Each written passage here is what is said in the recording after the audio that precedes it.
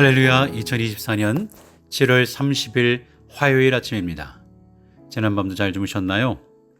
이사야서 60장에서 63장까지의 말씀, 우리 성경 통독 계속해서 읽어 나가시길 바랍니다. 오늘은 60장 말씀 살펴보는데요. 여호와의 영광이 임하면 60장 말씀입니다. 어제는 이사야서 58장의 말씀을 살펴보았죠. 부목사님을 통해서, 이도영 목사님을 통해서 살펴보았습니다. 금식과 안식일 성수라기보다는 그것에 담겨진 이제 형식적인 신앙의 모습에서 돌아서야 함을 우리에게 가르쳐 주셨죠. 그런 형식적인 모습에서 우리는 위기 상황에 맞춰 보험으로 하나님을 필요로 하는 것이 아니라 일상에서는 하나님이 필요 없고 하나님과의 관계도 하지 않는 우리들의 모습은 없는지 살펴보는 계기가 되었습니다.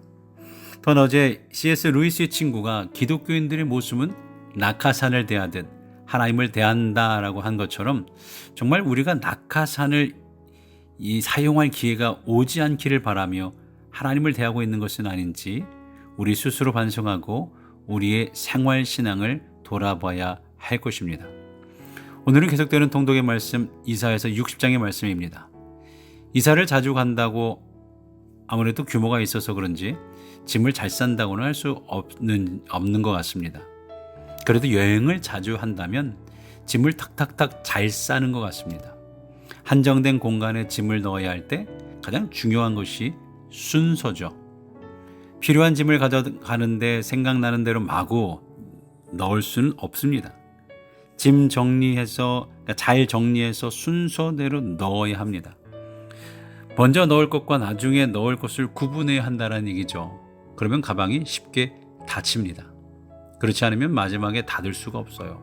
꽉 끼워서 하여튼간 꽉 끼워 어떻게 간신히, 근데 돌아올 때는 또 짐이 부풀어서 쌓지 못하는 불상사가 나기도 하죠. 비슷한 의미에서 가방을 꾸리는 것보다 삶의 순위, 우선순위가 더욱 중요합니다. 먼저 해야 될 일이 있고 나중에 해야 될 일이 있습니다.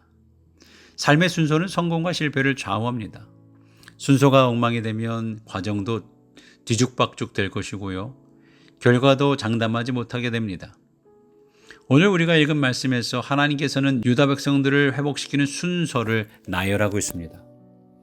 지금 비록 유다 백성들이 열방에 둘러싸여서 어려운 고통의 날을 보내고 있지만 때가 되면 그들을 회복시켜 주실 것이다 라는 약속이죠. 그래서 회복에도 순서가 있음을 보게 돼요. 먼저 1절 말씀 볼까요? 일어나라 빛을 발하라.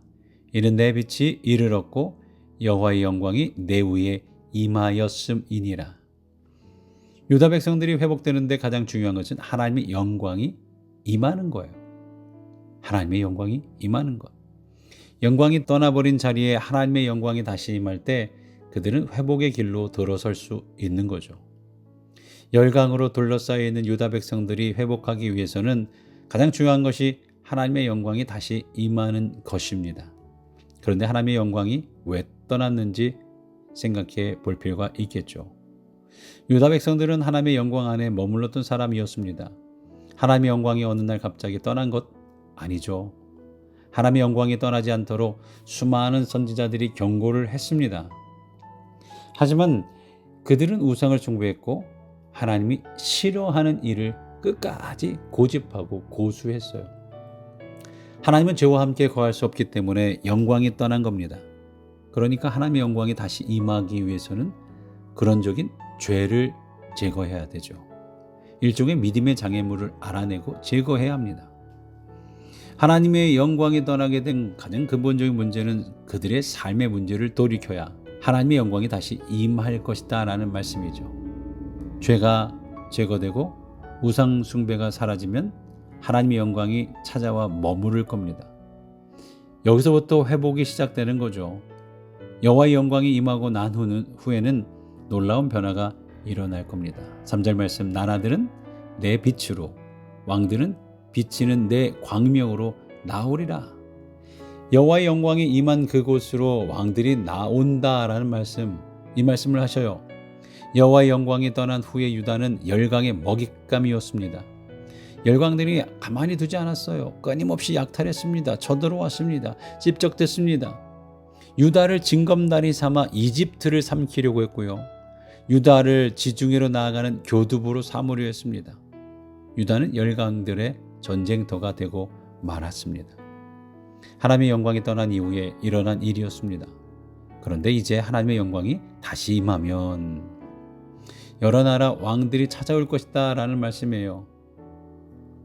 그 옛날 솔로몬 시절에 스바의 여왕이 이스라엘을 찾아왔던 것처럼 열광의 왕들이 다시 나와 엎드릴 겁니다. 이스라엘을 찾아왔던 것처럼 열강들의 왕들이 다시 나와 엎드릴 것이라는 말씀입니다. 예수 그리스도께서 태어나시던 날에 동방박사들이 왕으로 오신 예수님을 경배하기 위해 찾아온 것처럼 여호와의 영광이 임하면 열방들이 찾아올 것입니다. 왕들은 사절단을 데리고 옵니다. 많은 사람들이 몰려올 겁니다. 4절 말씀 보니까 내 눈을 들어 사방을 보라. 무리가 다 모여 내게로 오느니라. 내 아들들은 먼 곳에서 오겠고 내 딸들은 안기어 올 것이다. 하나님의 영광이 떠난 후에 그 땅은 황폐한 곳이 되어버렸습니다. 사람들이 살 수 없었습니다. 각 나라로 흩어졌어요. 그러나 여호와의 영광이 임하고 열광의 왕들이 엎드리면 각 나라 사람들이 찾아올 것입니다. 황폐한 그 땅이 사람들로 북적거릴 겁니다. 활력 있는 도시가 형성될 겁니다. 사람들이 모이면 무역이 일어납니다. 무역이 활발해지며 경제가 돌고 도시는 활력을 되찾게 될 겁니다. 6절 말씀에 허다한 낙타, 미디안과 에바의 어린 낙타가 내 가운데 가득할 것이며 스바 사람들은 다 금과 유황을 가지고 와서 여호와의 찬송을 전파할 것이며 낙타들이 도시를 채우고 금과 유황이 넘칠 거라는 거예요. 하나님의 영광이 임하면 이런 역사가 나타날 겁니다. 이렇게 모인 사람들은 무역하는 것으로 끝나지 않습니다. 하나님 앞에서 영광의 제사를 예배를 드릴 겁니다. 7절에 게달의 양무리는 다 내게로 모일 것이요 느바 요새 순양은 내게 공급되고 내 제단에 올라 기꺼이 받음이 되리니 내가 내 영광의 집을 영화롭게 하리라.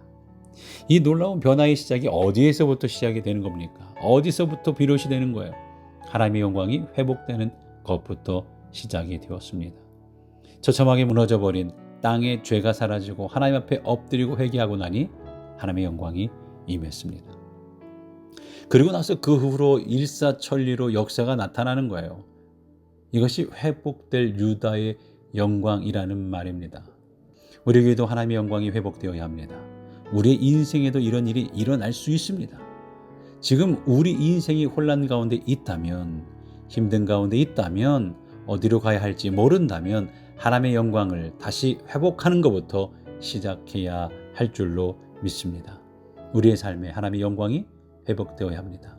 언제부터 하나님의 영광이 떠나갔을까? 회복이 필요하다면 하나님의 영광이 언제 떠나갔는지 또한 확인할 필요가 있겠죠. 창일하던 요단강을 멈추기 전에 하나님이 여호수아와 이스라엘 백성들에게 요구한 것이 바로 성결 거룩함. 성결하지 않은 자에게는 하나님의 영광이 임할 수 없는 겁니다. 그릇이 준비되지 않으면 부어주지 않은 것이죠.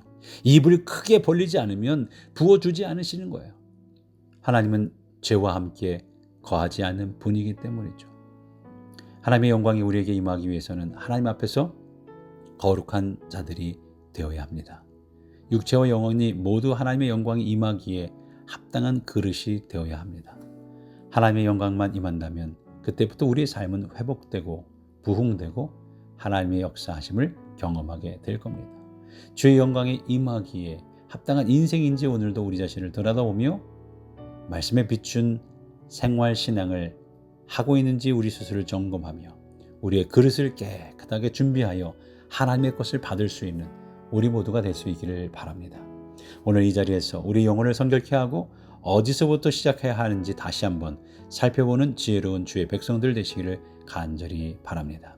오늘 하루도 여호와의 영광으로 충만하여 복받을 자격을 가진 백성들이 다 되시기를 주의 이름으로 간절히 축원합니다. 우리 한번 다짐하며 나아갈까요? 복잡한 문제를 단순하게 생각하고 하나님의 영광을 먼저 구하겠습니다. 모든 것이 우선순위 하나님으로 하겠습니다. 성결을 우선순위로 여기겠습니다. 나를 거룩하게 죄 씻음 받는 자로서의 삶을 살아가겠습니다. 오늘도 고백하고 다짐하며 이 하루를 출발하는 우리 모두가 될 수 있기를 바랍니다. 우리 서로 위해서 기도해 주시며 회복이 필요하신 분들이 있습니다. 한 분 한 분들을 위해서 기도해 주시며 이 하루를 출발하고 여러분들 기도할 수 있는 묵상의 시간들 함께 가지길 바랍니다. 기도하며 나갑니다.